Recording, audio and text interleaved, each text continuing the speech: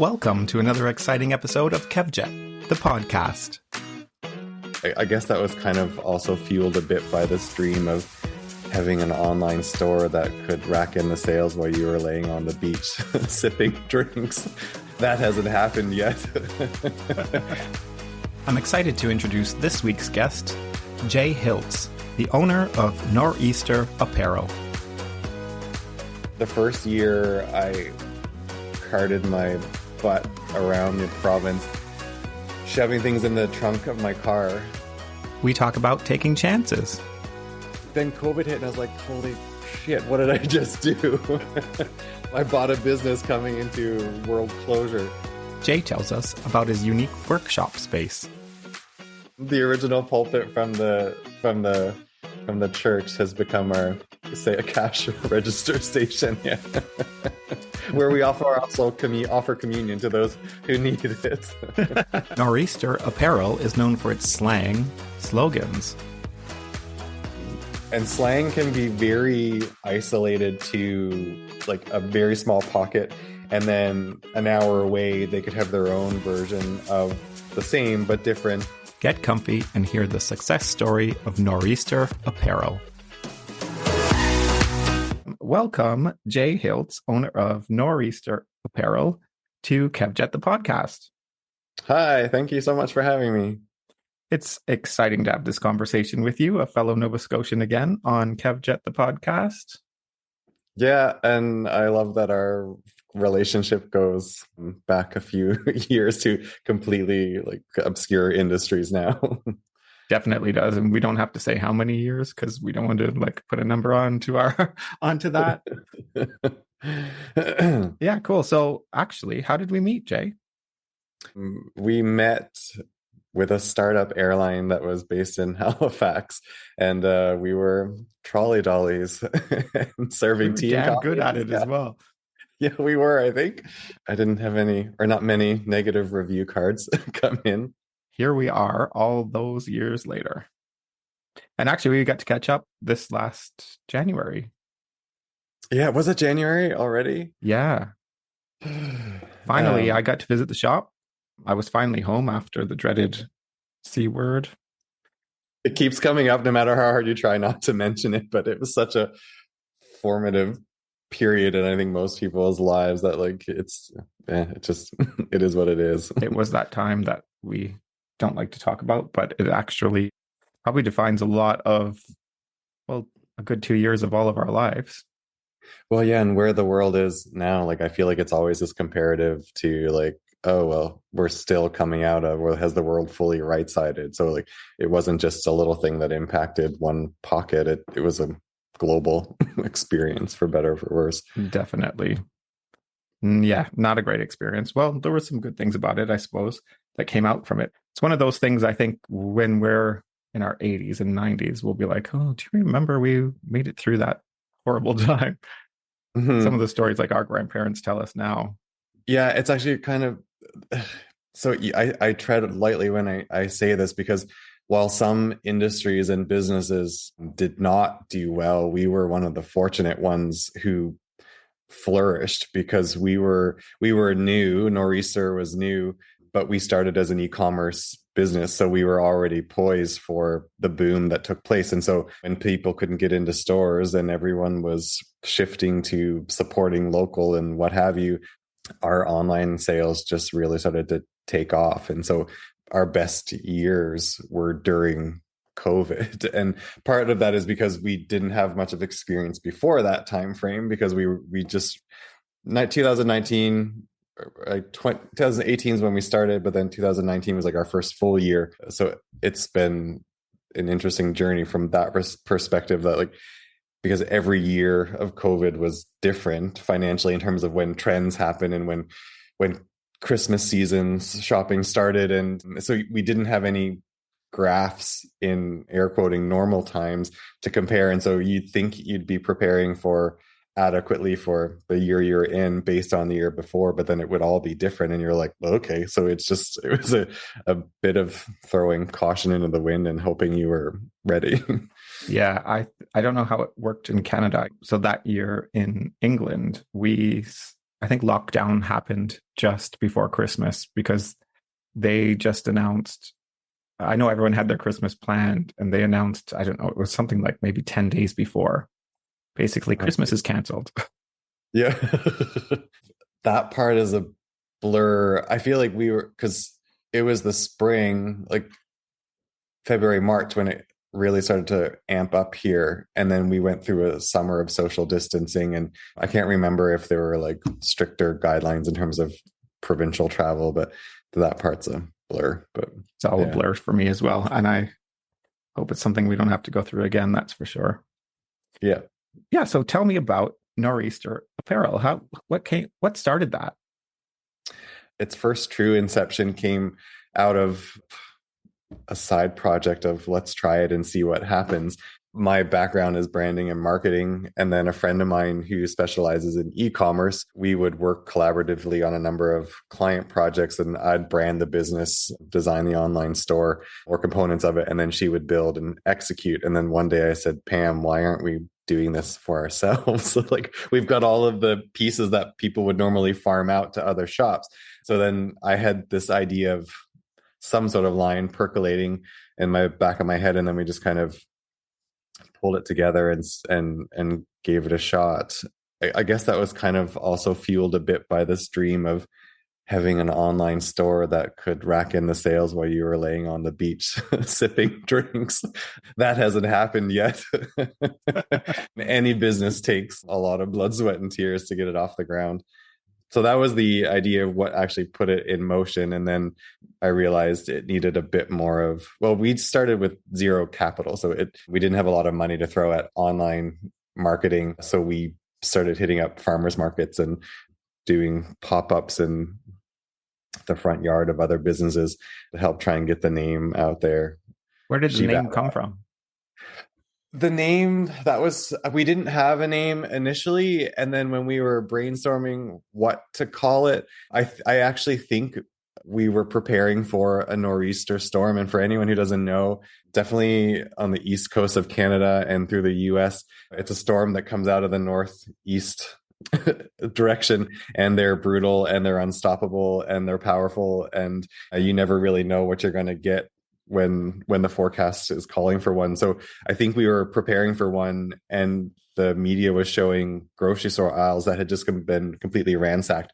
There were no chips left. There were no like snacks. I said, okay, there's like, it's kind of a cool word, and there's a lot of hype around these storms. So I think we could play off that, but it had a lot of fun attributes of being powerful and unstoppable and a bit unpredictable. So we took those attributes and then initially started weaving them into our different brand messages and the graphics that we put on our clothing as a form of empowering people who anywhere. But at one point we were like, okay, well, we also like, we are nor'easters because we live in the northeastern part of the continent. So it became a bit of an identifier too, but we've not abandoned that, but we've grown past that initial concept. Yeah. Cool. Yeah. So one cool thing that you just touched on was the storms. And one thing that I see on social media, whenever there's a nor'easter heading towards home in Nova Scotia, is people posting photos of their storm chips or their storm snacks. So it's a thing to these people who are listening here in the UK. It is a thing back home. Yeah, it really is. And like, because it could completely bypass you and be nothing after all this hype, or it could leave your area without power for 4 or 5 days, some people even longer. So you really don't know what you're going to get other than something is coming. So it's definitely a thing. Tell us how you got started, where you actually opened up your shop, like your very first shop. So you're doing all the pop-ups, but then you're like, okay, I need a base and I need my own space. So why did you choose where you are? It was a progress of growth. I'm a big believer in taking calculated risk. Some other entrepreneurs I know have no problem borrowing $100,000, $200,000 to finance the next part of their growth. But I never wanted to get into a hole that I felt like I couldn't get out of if I needed to, if all of a sudden it just wasn't working. So the first year I carted my butt around the province shoving things in the trunk of my car. And then the next year I added a small utility trailer, and then we had a tent, and that became our pop-up booth. And I built some display pieces, racks that could easily collapse. So it was another full year of that. And then we invested in a cargo trailer that we built out to be our mobile shop, did a couple of years of that. And then after that many years of hauling around, Jay got pretty exhausted. The next iteration, well, actually, it was in 2021. I was constantly getting people. We live about an hour outside of the capital city of Nova Scotia, which for anyone who commutes a lot is nothing. But for those who don't leave the city, it's a big deal. And so we were constantly getting people asking who in Halifax was carrying our clothing, and nobody was at the time, and they didn't want to pay for shipping, and they didn't want to drive, or they didn't have a vehicle. So I said, okay, I think there's enough demand, which also felt really weird coming out of the COVID experience where brick and mortars were struggling. But I was like, okay, people clearly want to be able to shop in person. So we bought a property in Halifax with the idea to renovate it, live upstairs, and have commercial space on street level. That got delayed almost 3 years now, just with city planning and permit approval. And so I was pulling my hair out and semi-reluctantly continuing on with the trailer hard because it was our only option. And then we also started doing these pop-up markets during COVID when people were reluctant to go into big stores. And so we pulled together a curated collection of really great local makers and small businesses who I thought were doing elevated handmade goods. And so we created this outdoor shopping experience that was wildly supported and successful. And then cut to December of last year, a good friend of mine who owns a restaurant in Chester, Nova Scotia, which is still 45 minutes outside of Halifax, said, I know you've been looking for retail space. There's a really beautiful one that's coming available. You should reach out to the owner. May 1st, we took out a lease on a space in Chester. So Chester wasn't part of the plan. I thought it was too risky opening a brick and mortar in small rural town, but the space was everything I ever hoped for in a retail location, but never thought I'd actually get it. It's got beautiful high ceilings, old original tin ceilings from the 1800s, these gorgeous like 10 by 10 shop front windows. I'm a big lover of antiques. And so it brought in that old world feel of a general store. And I said, okay, I don't know if Chester can support a clothing store, but it could probably support a general store, a mercantile store. So I then decided to bring in a lot of my vendor products from the pop-up markets as a way of one, rounding out our product offering, but continuing to support these other small businesses all year round, not just for a summer outdoor market. It kind of came together rather quickly. And I thought this general store vibe could survive perhaps all year round in a small rural town. So we opened May long weekend. It was also then now going to be the flagship store for Nor'Easter. So it gave us that while we waited. The landlord was gracious in giving me a 1-year lease to try it out, because you never know if it's going to work or not in a small town. But I'm happy to say, beautiful, isn't it? Chester's such a beautiful spot in Nova Scotia. Yeah, Chester's got this great little vibe, and it was traditionally a resort town, so it's a big sailing community, and it is a bit of a destination in the summer season particularly. But there's a great Nordic spa that opened, which brings huge traffic all year round, particularly in the winter. So I thought, okay, they started coming into shop waiting for their time slot. So I was like, I think we can make a go of this. We're in our 6th month of operation. It's been amazing. It's hard to imagine now not having taken the risk on the space.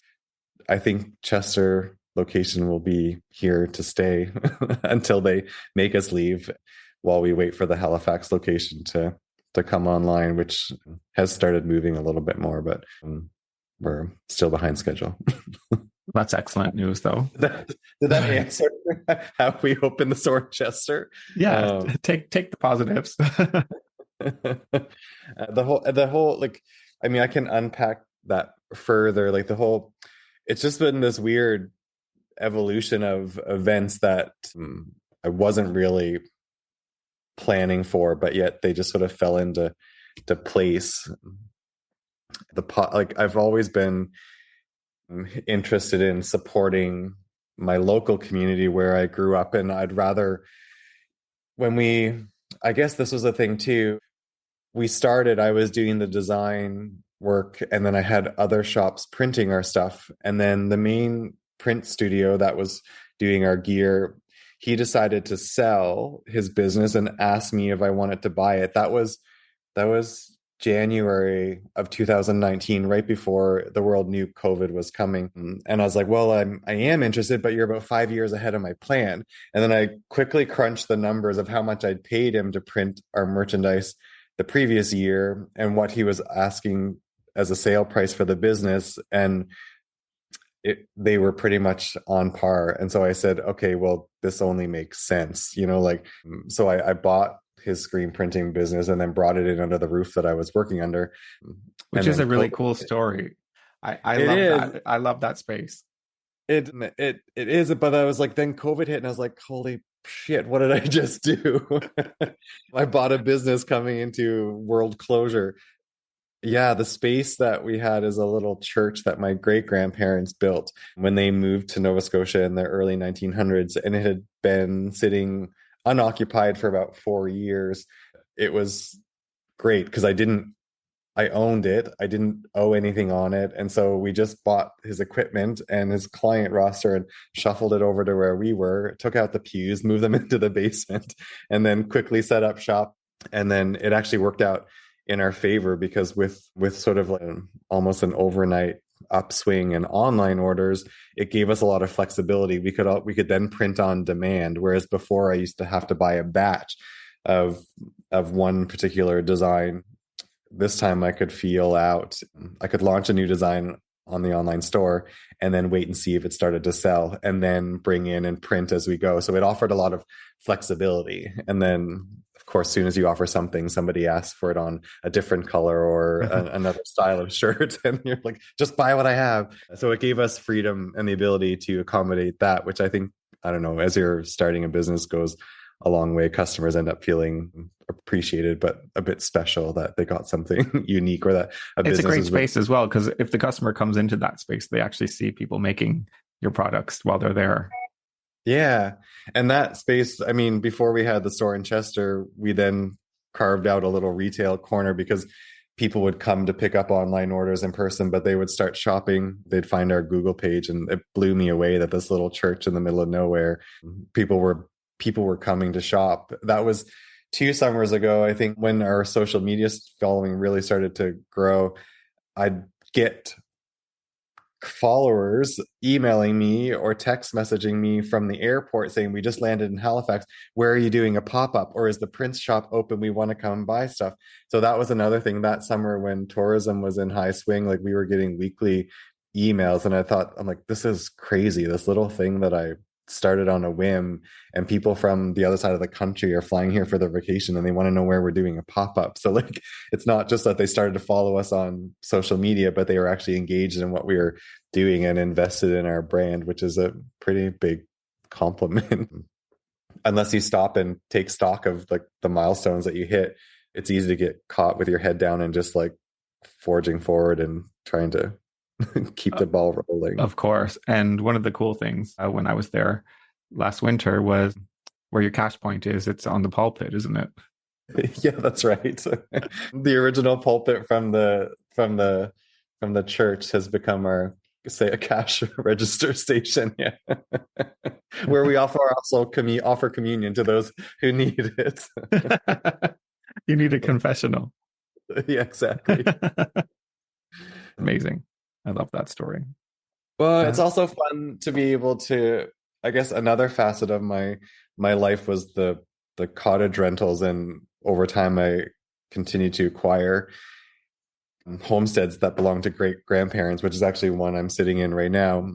But it's this idea of giving these old properties that have meaning to our family another lease in life, that they haven't been sold off to some stranger, torn down, or just let fallen apart. But so to give them a new purpose has been pretty important, but a fun little piece for me to to hold on through all of this that we're experiencing.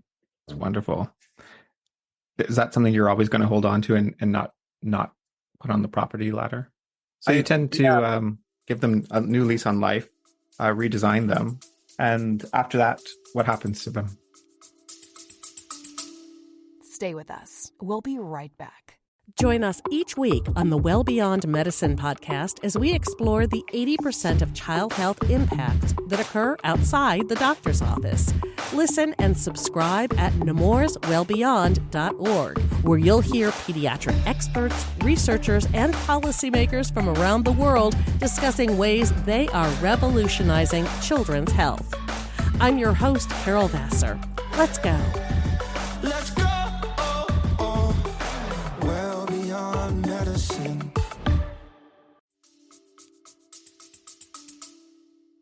It's yet to be determined. They've also become a bit of my retirement plan. So there's times where maintaining several properties is expensive and time consuming, and you want to just get rid of them, but I'm not at that point yet. When we bought the screen printing company, being able to grow to a point where I needed to start hiring employees and then being able to create jobs in the community where I grew up, that was a pretty significant piece of the puzzle for me. And that part I always want to hold on to. I could source things overseas or I could farm things out, but I'd rather continue to do as much as we can until we're physically unable to do as much as we can in-house and continue creating jobs here. So I think that kind of ties in with my vision for the real estate so far, is to keep, as long as I'm alive, to keep it a part of me, a part of what I'm doing. And then when I'm gone, whatever happens to it, it's out of my control. But this notion of being ingrained in the community where I live, I want that to always sort of be at the center of what we're doing, no matter where the company goes in terms of growth. I hope to be able to maintain some aspect of that. It was probably 7 or 8 years ago, maybe even a bit longer, where I stumbled upon a woman named Zita Cobb, who is from Fogo Island, very, very northern Newfoundland. She grew up there when everyone was cod fishermen. And then when the cod fishing industry died, everyone was leaving to take jobs on the mainland. And Zita went to Toronto, not because she was a cod fisherman, but I think her dad was.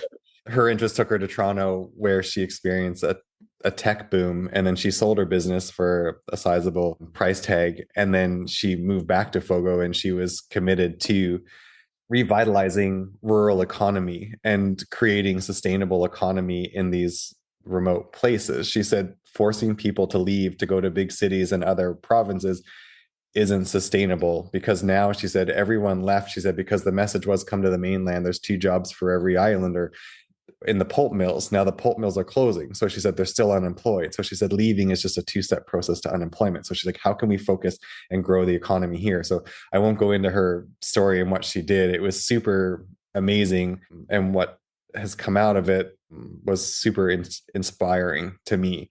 And just watching her dedicated to her vision. And I said, I want to do that. I don't know what that looks like, but that's resonating like at my very core. And so I watched and consumed as many videos as I could about her and the project, and then kind of forgot about it and went on to other things and that my life was taking me to. And I think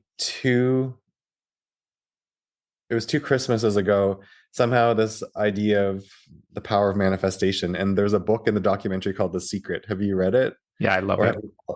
Yeah. So that was coming into my peripheral, and I was like, I don't subscribe to a whole lot of airy fairy things, but something was saying, just give it a chance, give it a chance. And so I watched the documentary, and the whole premise of just setting intentions and vision boarding, it just, something connected and it made sense. And so I started doing it. And then it was a couple months later, the name Zita Cobb passed across my desk again. And I was like, oh my God, I remember that. And so I started pulling up the old videos that I'd watched and was just reminded of what she did and how that inspired me several years ago. And at this point, we were knee deep in the Martins Point pop-up markets where we were pulling together, and the whole premise was to create a platform that supported all these small businesses, but created a platform that was successful in doing so. And it was just this neat little like check moment of, no, I'm not her and I'm not doing exactly what she did, but that idea and that vision, I was like, oh, okay. And so then I put my vision board together. When I had that realization, I was like, all right, like now I'm going to really vision board like each year, like, and a lot of them have been checked off, which is kind of cool. And whether, I don't know how it all works, whether you're subconsciously working to make something happen or what, it's just, that's just been a neat piece. But again, coming back to being rooted in where I grew up and the community, and so creating jobs here, but also partnering with a couple companies to like music festivals that have a long history in our area. And so we'll work with them to produce their merchandise for the season, but finding charities or initiatives that we can devote our corporate gifting to has become very, very central and very local focused. We get asked at least twice a week to give to some initiative. We're not that big. Like, I don't know if we give the appearance that we're really big, but we're still a team of 3. And it's like, okay, we have to like to develop a strategy here. We can't just keep giving to everything. So the idea of just, we're asking people to support local by supporting us by buying our merchandise, but in return, we're trying to support local by creating events or finding initiatives to support when and however we can. Yeah. So let's move into advertising. So social media is your main source of advertising, isn't it? Mm-hmm. You find social media exhausting? Yeah. I'm terrible at boundaries for myself. Yeah, social media can be a huge time suck, but it's also been it's been a huge catalyst for seeing growth and sales. So it works. For us, it's working. I had to, of course, it feels like every year there's a new social media platform that's the trend. I just had to realize that I alone can't focus on all of them while I'm the one doing the marketing. So we've been focusing on Instagram primarily and Facebook secondary. Next year, maybe we have to look at TikTok. I don't know. I don't have time. TikTok's a really strange one, isn't it? I know. Yeah, and it's video based, and I'm like, I find it hard enough to find time to take photography and post, and let alone coming up with dance routines. And now that I would like to see. Yes, so would I. But I don't know. I've been seeing more and more small businesses finding success on TikTok. So whether that becomes somebody else's role within the business or whether we start to farm that out, it's advertising's interesting. I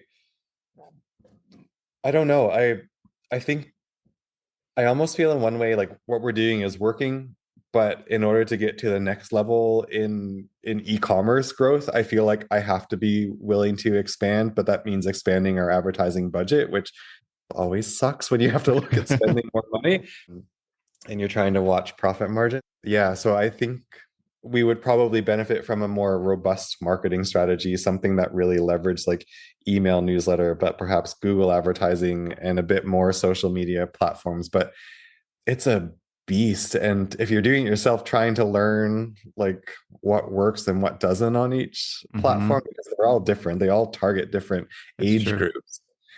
And there's no cookie cutter mold for marketing. And so even what works for me on Instagram may not work for like Kevjet, the podcast, or another small business. You got to really find what works for your audience. I don't even think I've found what works for me yet.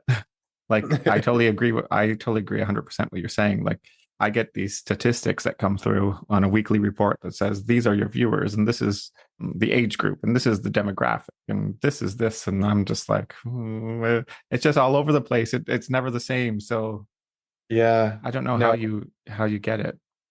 I'll give you my 2 top ingredients that I think landed success for us in terms of social media marketing. One was discovering what content resonated with my audience. And then a lot of small businesses are afraid to pay for advertising, and 100% I get it, because it's money going out and you have no idea if you're going to get a return. But Instagram makes it really easy and affordable. You can set your daily budget. So we spend between $10 and $11 a day on any one ad. And then I just let them target a lookalike audience, people that look like the followers we already have.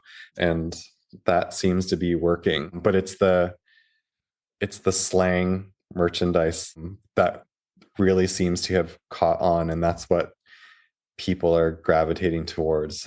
So I can if I post a slang one, or we get lots of organic traffic and organic likes. If I create something new that I'm branching out onto that's off from that, it doesn't always work. Some do, but some don't. But then I'll post another slang photo and then it's back to what we're used to seeing. And so you're like, okay, so this is what they want. And I'm big on polling our audience too, to find out what they're looking for in terms of new stuff. And you have to take it all with a grain of salt, but because lots of people have opinions on the internet Yes. that never go more than just their sharing of opinions and wanting their opinion heard. Agreed. Yeah. And so talking about slangs, that's kind of what Nor'Easter Apparel is known for. And it's all maritime slangs. So how do you choose, first of all, where do they come from? And how do you choose the ones that you're going to print?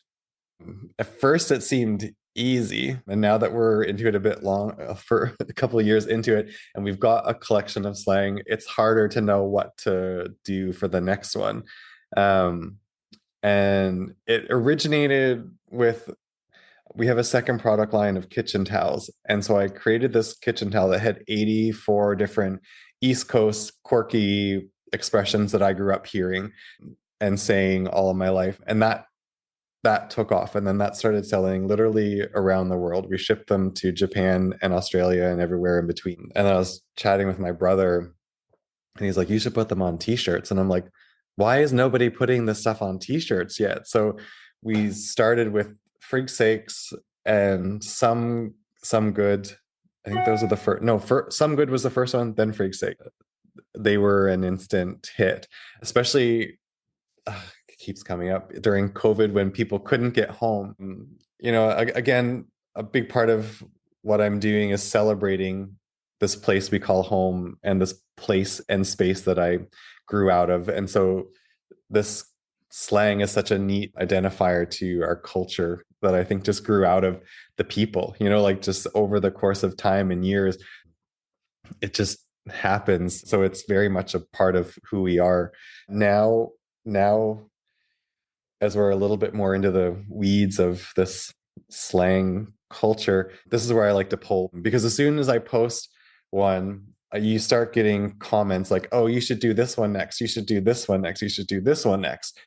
And slang can be very isolated to like a very small pocket. And then an hour away, they could have their own version of the same, but different. And so the most recent one that I was polling it's a contraction of, and again, I'm learning, it depends on if you're trying to say, well, I might as well do this, or I may as well do this. So those two create their own sets of slang, and it's may as well or might well. Yeah. So my sister says may as well all the time. Yeah.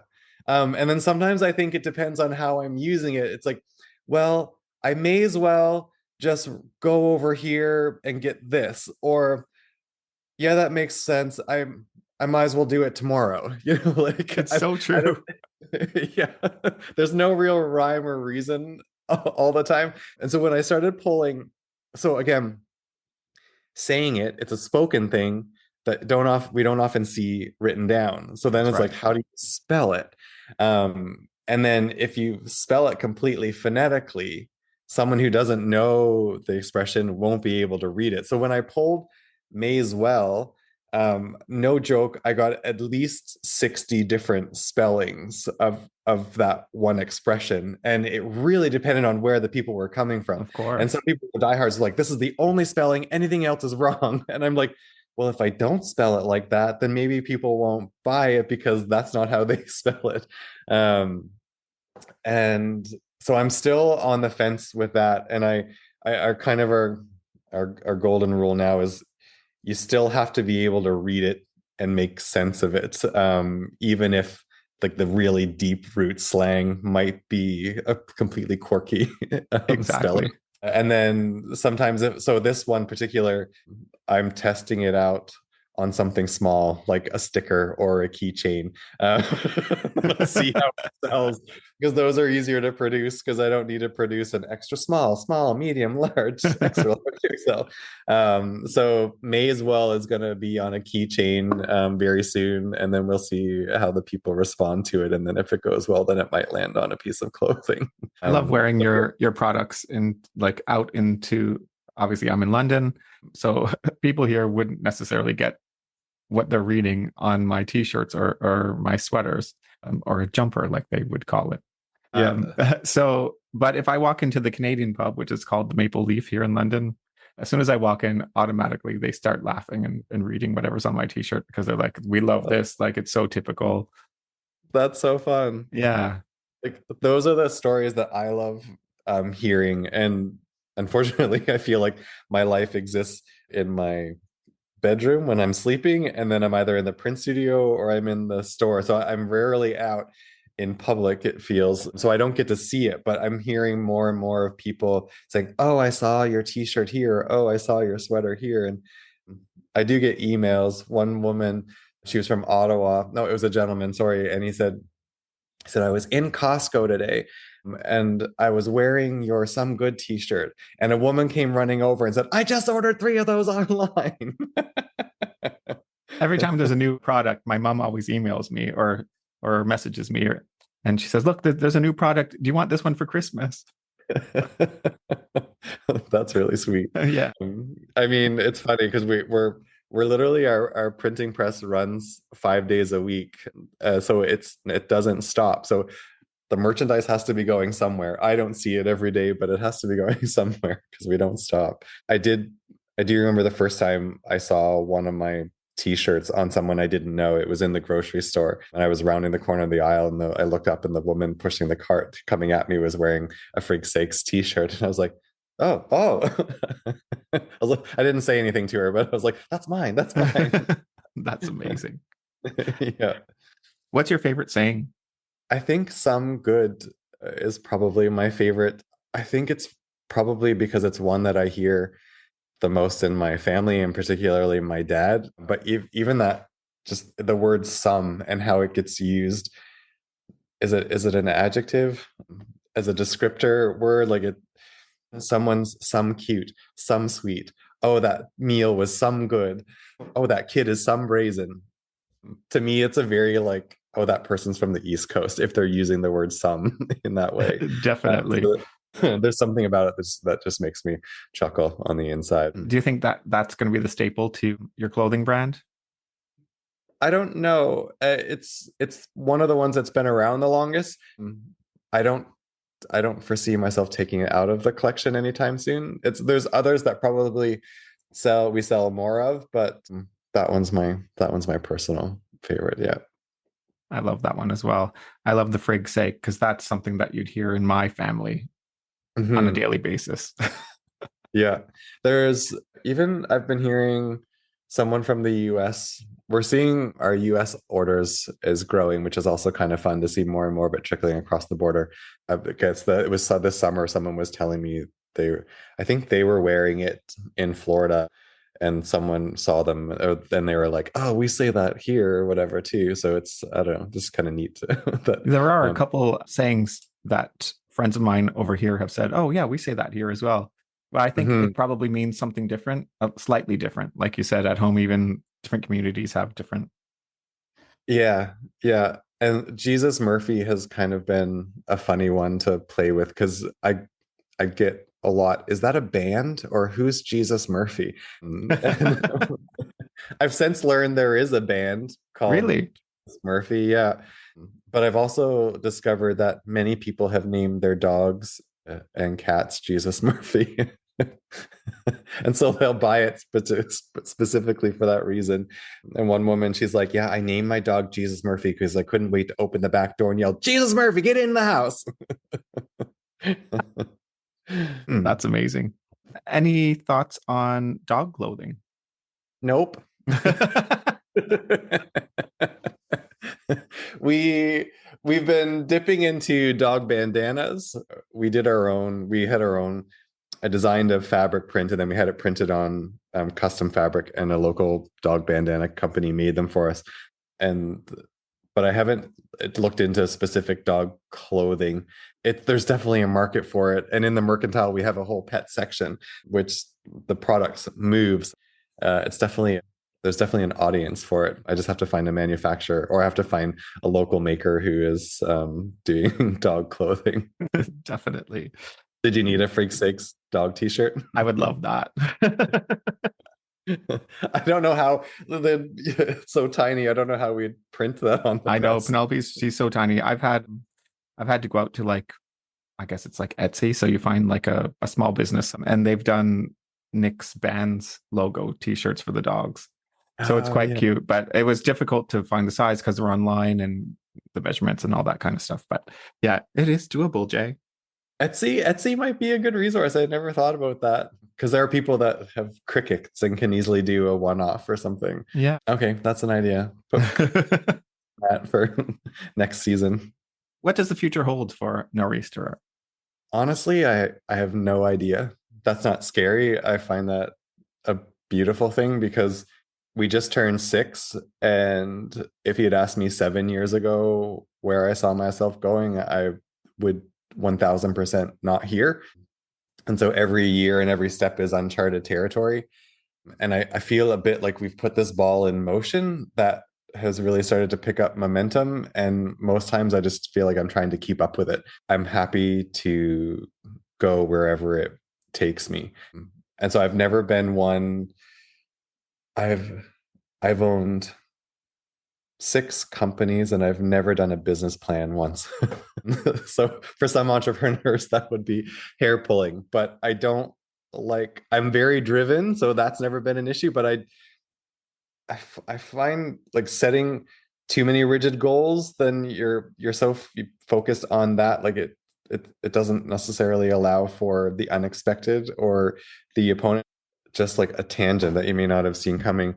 Like a lot of times I'm reactive as opposed to proactive. I'm trying to change that. It's also disappointing when I don't reach a goal. And so sometimes not having too many goals just avoids that downfall. But I don't know. We've got our second location that will come online next year in Halifax.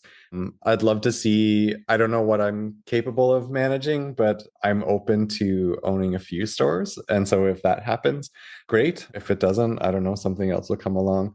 I know we're far from over. And so I'm just going to let it take me on this journey. Amazing. Lastly, you're owner, you're hands-on all day. You're extremely busy. How do you look after Jay? I don't. It's on my vision board. It's funny. Of course, when you're small, you want to do everything you can to save costs. I love doing it all because I love learning new things, and I love diversity in tasks. You reach a point where you realize you can't. I knew opening our first brick and mortar would be a whole new set of logistics, and I was not sure how Jay Hiltz was going to handle that. Being a little bit of a control freak, liking to know where everything lies so that nothing slips between the cracks. But the universe has been amazing with this venture at bringing really amazing employees at the right time who can help take some of that load off. And so even opening the store and hiring more people, which can be a nightmare, it wasn't. It actually did start giving me a couple weekends this summer that I could detach and turn the switch off. And so I feel like the shift is coming. It's been a lot of hard work to get to this point. I feel like balance is soon to be restored a little bit more. Good. Yeah. It'll be well deserved. Yeah. you start realizing like everything suffers when I've definitely hit burnout a couple times where I knew, like, because my patience level was not where it normally is. My creativity was completely dried up. I was short with people that I love and respect, and I was like, okay, this is not healthy. And someone's like, you can't pour from an empty cup, and I'm like, I know, but how do you like take the initiative to step back, because you feel like if you step out, everything's just going to fall apart overnight, which is completely untrue. So it's also learning to trust the systems and processes that you've been building and putting in place. And so that takes a little bit, or it's taken me a little bit to be able to trust that, but it's getting there. Yeah. Good. Thanks, Jay. I loved our conversation. Oh, me too. Thank you so much for having me on. It's always great to connect and to see your face. Oh, it was great to see you. Thanks again.